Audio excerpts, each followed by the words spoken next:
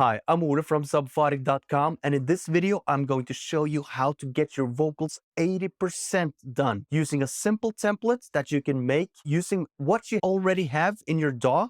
No downloads necessary, no paid plugins necessary, and you can save this as a template and you can use it over and over again. I'll start this video by giving you the step-by-step way to making this template, and then I'll unpack each step. And if you want to go even deeper with me, you can download my free vocals checklist. The link is in the description, where I go even deeper and wider when it comes to record and mix rap vocals.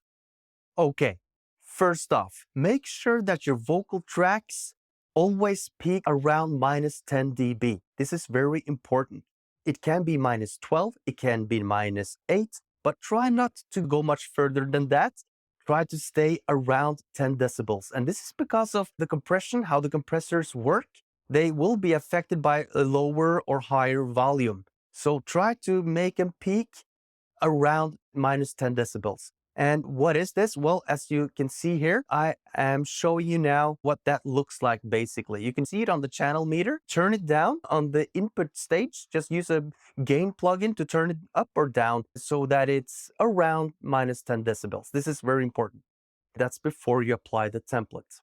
Okay, so here is the template, step by step. Are you ready? There are 7 steps. Let's go. Step number 1, the first EQ. Engage low cut filter, aka the high pass filter, 12 decibels per octave up to 80 Hz. Engage high cut filter, aka low pass filter, 6 decibels per octave down to 17 kHz. Lower 300 Hz by 1 decibel.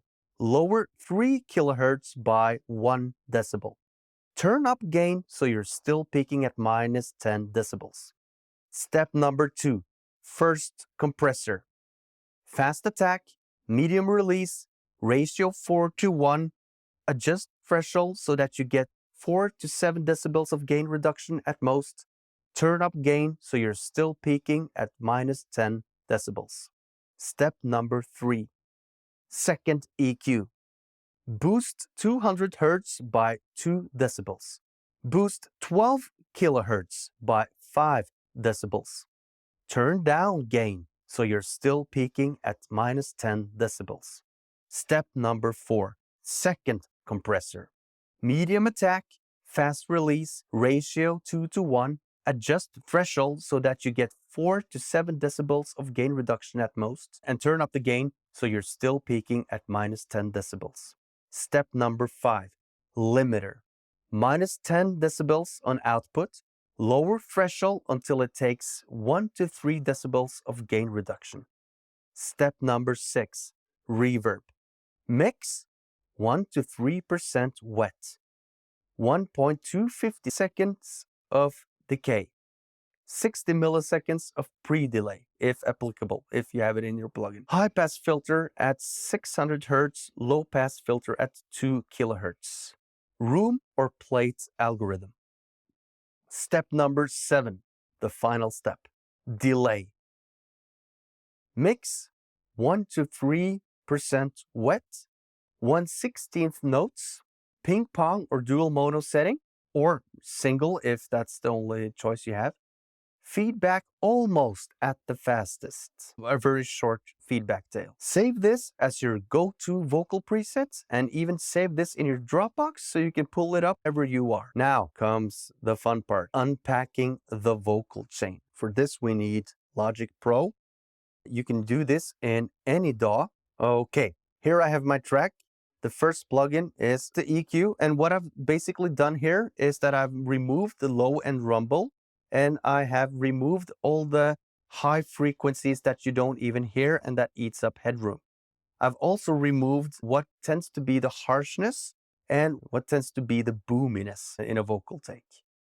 That's the first EQ. It's just cleaning up the signal a bit. And the second thing I've done is I've set up a compressor to basically limit the peaks a bit. It takes away the most prominent transients. You can see here, you can't hear because it's copyrighted material. My artist won't let me show you any snippets just yet. It's just a sketch thus far, so I have to respect that. But here you see it clamps down on the transients, and I've used a pretty aggressive ratio, pretty aggressive attack, and a mild release, just a medium release.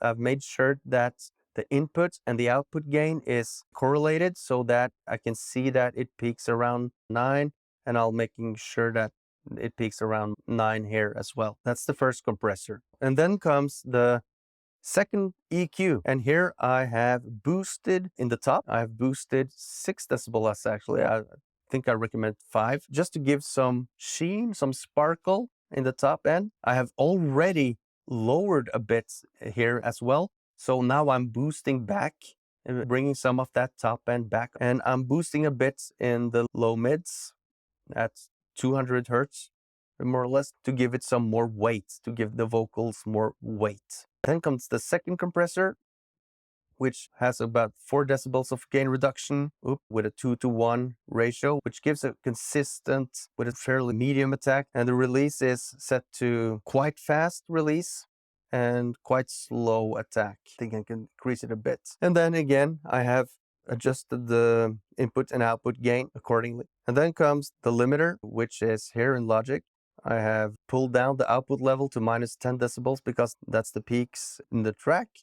On some limiters, you use a threshold, but the principle remains. A couple of decibels of gain reduction is okay. And then comes the reverb. This is step number 6.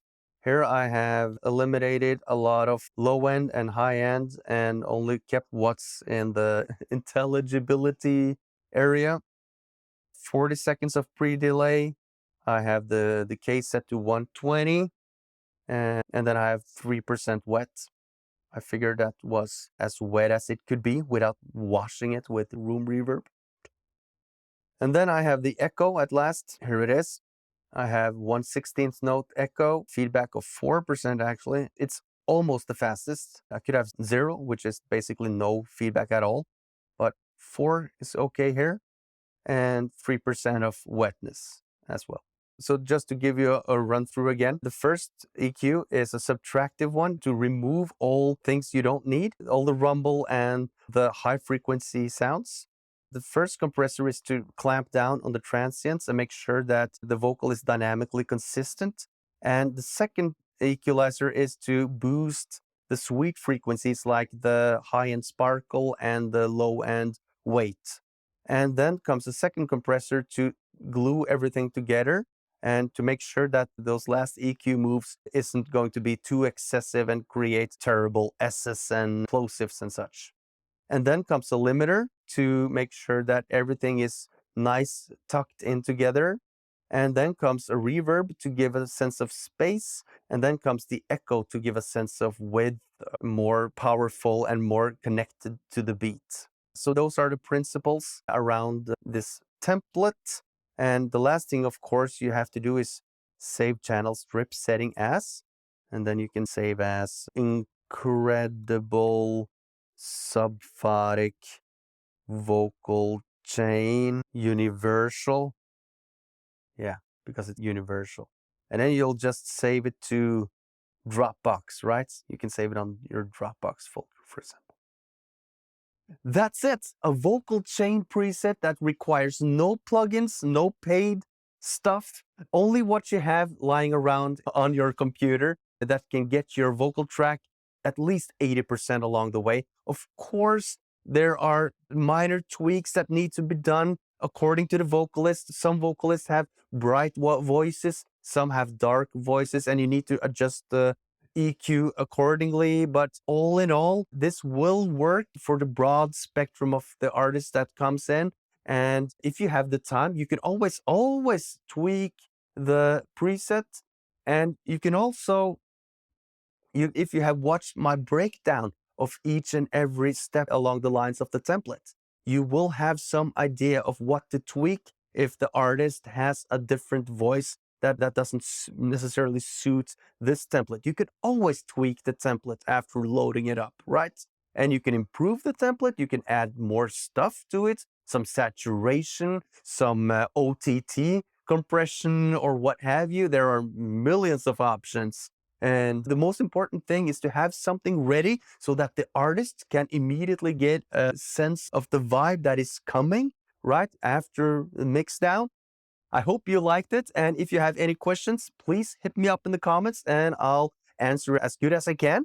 And don't forget to download my free vocals checklist, where I go even deeper and wider into the subject matter of recording and mixing vocals. The link is in the description. Make sure to grab it, and I'll catch you in the next video.